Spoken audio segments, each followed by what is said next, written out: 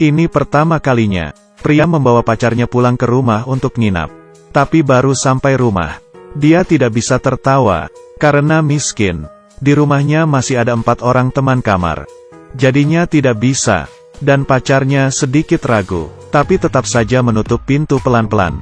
Kemudian pacarnya berkata, dia tidak mungkin bisa bersama dengannya, karena dia tidak ingin selamanya bersama pria yang berbagi kamar. Demi mempertahankan pacarnya, pria itu menghabiskan semua tabungannya, dan membeli sebuah kamar di gedung ini. Rumah baru berada di lantai 35. Perabotan rumah lengkap, dan ada balkon yang besar. Melihat semuanya lumayan, pria ini sangat senang. Pacarku pasti akan semakin menyayangiku. Tapi dia tidak tahu, rumah baru ini dipenuhi dengan lubang. Di saat pertama kali masuk pintu, dia tidak hati-hati meninggalkan kuncinya di luar. Pintu tutup tertiup angin, dan dia pun terkurung di dalam. Ia yang mendorong pintu dengan sekuat tenaga, membuat ganggang pintu menjadi patah. Dia menggunakan pinset untuk membuka pintu. Tidak ada gunanya, menendangnya, menabraknya, pintu itu ternyata sangat kokoh. Dia menelepon meminta pertolongan. HP-nya tidak ada baterai. Lalu kembali ke kamar untuk mengecas. Tapi juga mati listrik. Pria ini mulai panik. Dia meneriak dengan keras meminta pertolongan ke orang bawah. Tapi dia berada di lantai 35. Hantulah baru bisa mendengar. Seperti inilah hari ini ia berlalu di balkon. Akhirnya menerima kenyataan. Dirinya terkurung di lantai 35. Dia memeriksa semua barangnya sendiri. Sebotol air dan biskuit. Bisa bertahan berapa lama? Keesokan harinya, dia menemukan dirinya salah penanganan. Satu-satunya botol air tertiup oleh angin. Air pun tidak ada lagi. Dia berusaha lagi mencari cara untuk keluar.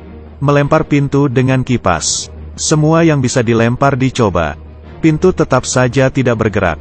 Dia mengeluarkan sebuah panci, dan mengetuknya ke besi balkon. Lalu mengeluarkan TV, jatuh ke lantai bawah. Alhasil TV jatuh ke bawah. Penjaga di lantai bawah masih tidak mendengar. Pria ini menemukan ide lain. Dia mengeluarkan karton dan beberapa pasta gigi, dan menulis kata pertolongan di karton.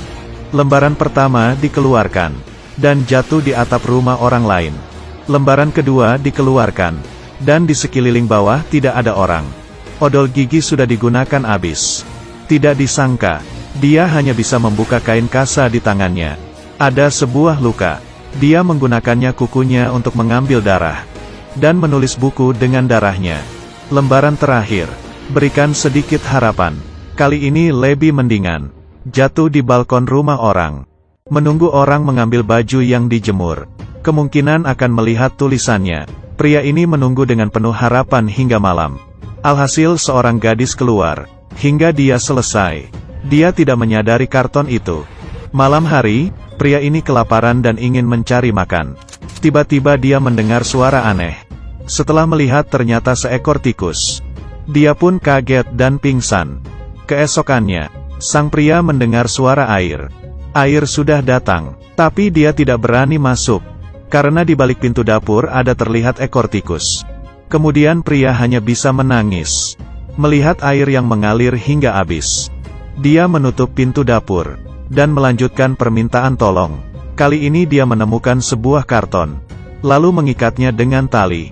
Membuat katapel sederhana. Di saat menunggu gadis di lantai bawah muncul lagi. Dia mengambil batu dan melemparnya. Akhirnya berhasil melempar ke arah gadis.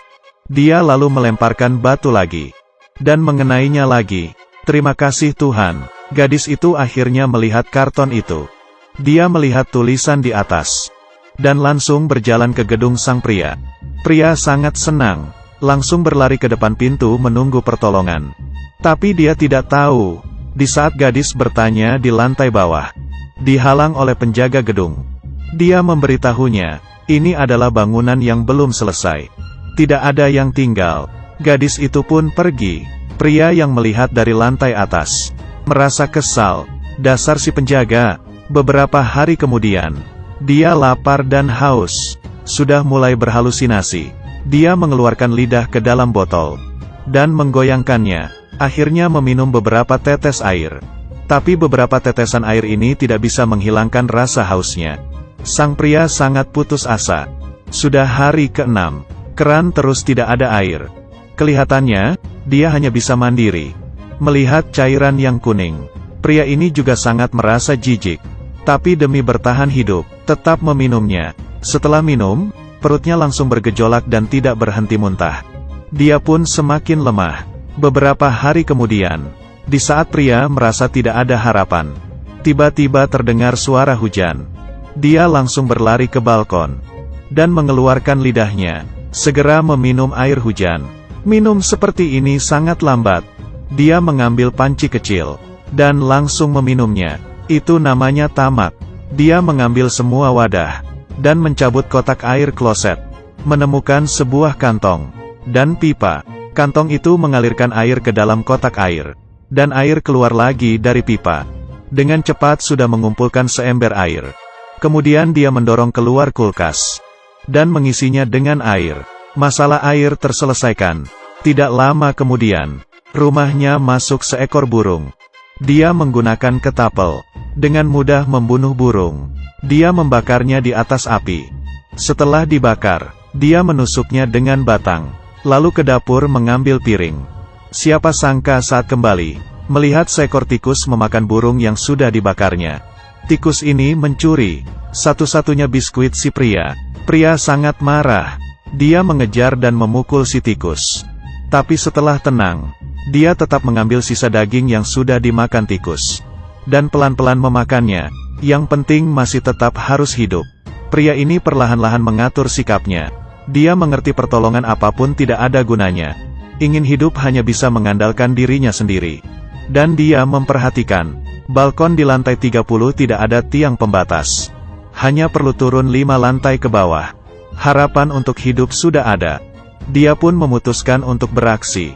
Dia memotong pagar tiang pembatas dengan pelat logam AC. Perlahan-lahan terpotong. Kalau lapar ia memakan semut.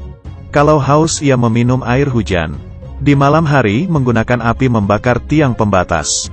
Menggunakan panci dan memukulnya. Beberapa hari kemudian, pria ini sama sekali tidak kepikiran.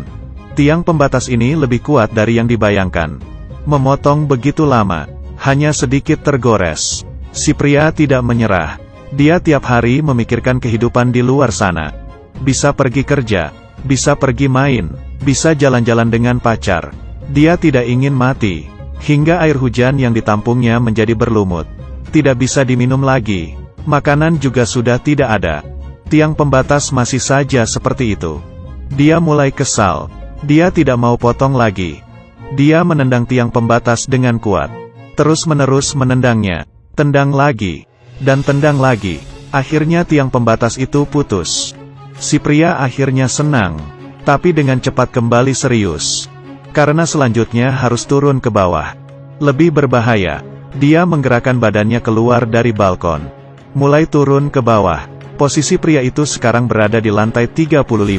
Kalau saja tidak hati-hati, badannya pasti akan hancur. Pria ini sangat ketakutan. Daripada menunggu mati, mendingan lepas tangan. Dia terus turun ke bawah. Setiap langkah penuh hati-hati. Tidak tahu tiang itu apakah bisa menahannya. Tiap langkah si pria akan berhenti menghembuskan nafas. Hal yang paling sulit adalah rentang antar lantai. Bagian kosong yang tidak ada injakan. Harus mengandalkan pegangan kuat tangannya. Terus turun ke bawah. Pria menyadari di bawah tidak ada tempat untuk injakan lagi. Dia buru-buru panjat kembali. Lantai selanjutnya adalah lantai yang tidak ada balkon. Kalau tetap saja turun pasti akan mati. Pria melepaskan tali pinggangnya dan jongkok. Tangan kanan memegang tiang. Tali pinggang diikat ke tiang. Mencobanya sepenuh tenaga. Berharap tali pinggang tidak putus. Pria itu mulai turun. Perlahan-lahan melepaskan tangannya. Badan sepenuhnya bergantung ke tali pinggang.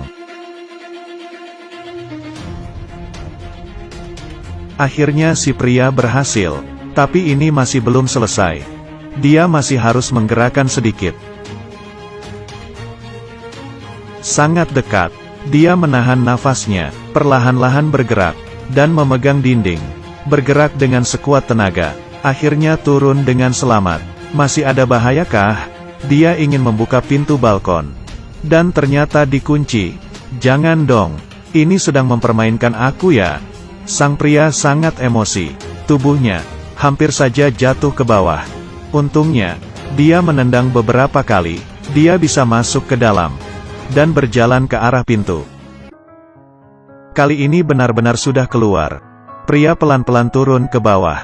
Beban tadi dan beberapa hari belum makan minum membuat badannya tidak bertenaga. Di saat keluar dari gedung, si pria pun pingsan. Tidak lama kemudian, pacarnya datang ke rumah sakit menjenguk sang pria.